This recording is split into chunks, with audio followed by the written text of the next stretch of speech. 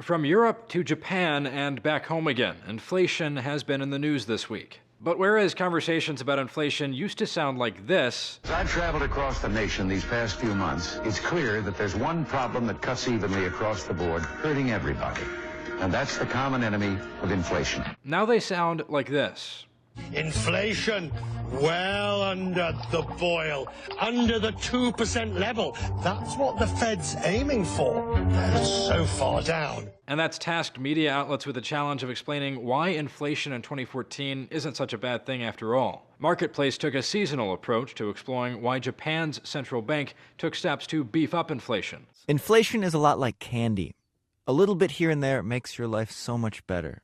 But as millions of kids are about to find out, too much candy leads to ruin.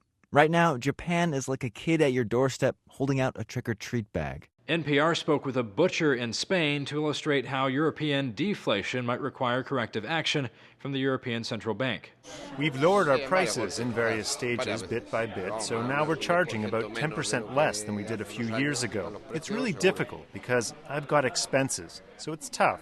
And the Wall Street Journal noted that while the Fed is aiming for 2% inflation, it's now come in under that target for 29 consecutive months. So what's changed our thinking about inflation, and why does the government want more of it? New York Times columnist Floyd Norris suggested the failure of old habits, saying a generation of economists and central bankers who lived through the 1970s learned that there is a large risk from runaway inflation, and that steps must be taken to stop it before it gets out of control. That mentality, he argues, led to economic blunders made by the Swedish Central Bank and the European Central Bank. And some economists, like the president of Minneapolis's Federal Reserve Bank, agree.